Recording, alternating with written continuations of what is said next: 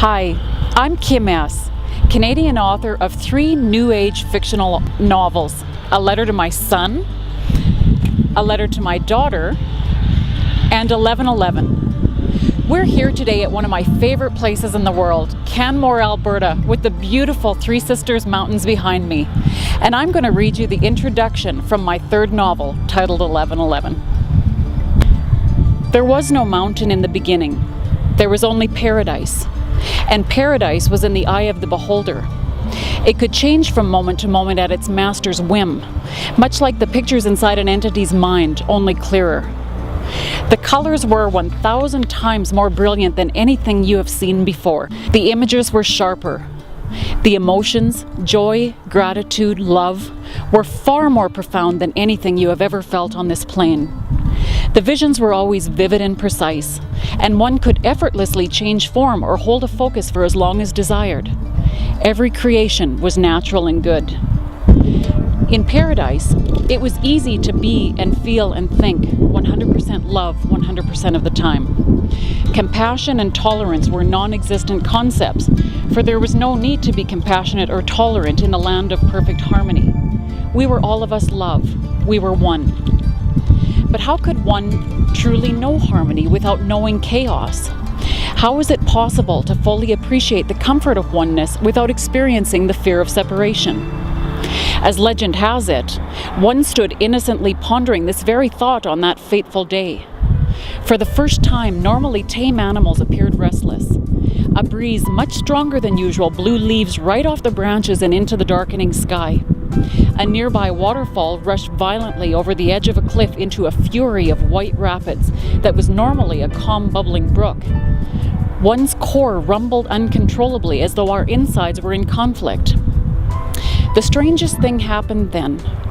One extended our hands in front and viewed them with a dizzying awe, slowly swaying them back and forth as though to catch the full effects of double vision. At first, the 2 images were completely in sync with one another. But on each return, it became apparent they were actually separating further. Our hands continued in one fluid motion, while the second set slowed to a pace where they were actually swaying in the opposite direction. Pressure mounted in one's core. We felt pulled in 2 directions until the force was so great that we squeezed our eyes shut and gave out a loud cry that shook the ground beneath us. The shocked animals fled in all directions, and the sky grew darker. A bolt of lightning shot from the clouds above, jolting us to our knees, where we blacked out and fell to the ground. Who knows how much time had passed when we finally came to and looked around in a confused daze. The sky was clear again. The breeze was gentle. The animals were relaxed and grazed nearby. The waterfall and brook had settled. Everything seemed back to normal. Everything but one very notable detail. For the first time, we were looking at each other, 2 separate beings, an exact replica, or so it seemed on the surface. 2 helped one to our feet, and the sense of camaraderie made us smile. This was something we had not experienced before, and we liked it very much. We grew accustomed to having a partner in creation and spent many days together making paradise even better. Of course, we both had our own thoughts about how things should be done, so we didn't always agree. But luckily, concepts like praise, acceptance, and forgiveness came easily to us, so there was nothing we couldn't overcome. Until the day came when one awoke to find that 2 was not at our side, and a new, unfamiliar feeling of annoyance set in. One went in search and found 2 down by the brook, creating things we hadn't agreed upon. Creatures swimming in the water, fruit hanging from the trees, a long, slender reptile that could move along the ground without any appendages at all. What was this? One had a choice then. We could focus on the beauty of 2's creations with the same love and gratitude we had always shown our own. We could center our thoughts on what was right and what brought us joy, rather than dwelling on what we perceived to be wrong. 2 also had a choice to bridge that gap when sensing one's disagreement. We could have talked and listened and tried to understand. But the lure of this newfound independence was great, and our power to resist unhealthy thoughts had been weakened in the Great Divide.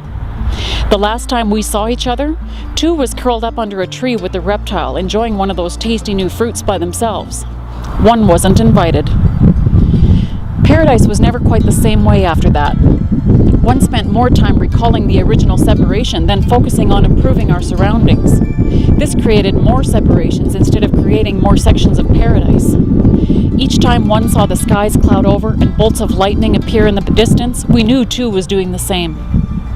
More thoughts went unchecked, creating more separation and even heavier, darker feelings than before. Sadness, worry, blame, despair. Each division and subdivision reduced our power further, which made it increasingly difficult to elevate our individual moods and focus our thoughts on love. The land could only handle so much weight, and the day finally came when the edges crumbled under the pressure. Thousands upon thousands of us went tumbling down with the debris. In our despair, many prayed. Those who wished for things like hope and forgiveness seemed to find our footing quite high on the slope. Those who wished that others hadn't caused us so much pain fell further down the mountainside. When the dust finally settled, we all looked up toward the seemingly insurmountable summit where paradise remained. Shock set in. Many of us wondered how we were ever able to get caught up in this mob of negativity in the first place.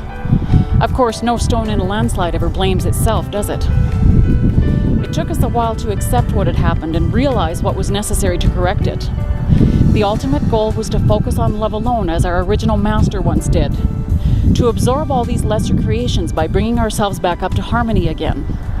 There were as many ways to do this as there were separations. And each way was right, but some of us felt our way was better. The preaching always began with good intentions. Those who truly believed ours was the best, most efficient way to harmony would rally support for our cause. Oh, we could create such power in numbers. It was always so exhilarating at first, and we made huge gains together on the climb back up the mountainside. The problems began only when we became more focused on this power than the ultimate goal, and we argued any new ideas that we feared may jeopardize our power, rather than considering them lovingly. From a distance, it was always obvious what had happened when teams began to tumble back down the slope together. It was a painful reminder to everyone that freedom of choice is what created the mountain in the first place, and freedom of choice was all that could uncreate it. The freedom to focus on love above all else, 100% of the time. I hope this little intro has enticed you to buy my book and read on to learn more about the inhabitants of this mountain and how they plan to return to the top. If you're ever looking for a bit of light reading and inspiration, look for my books at shop.polishpublishinggroup.com.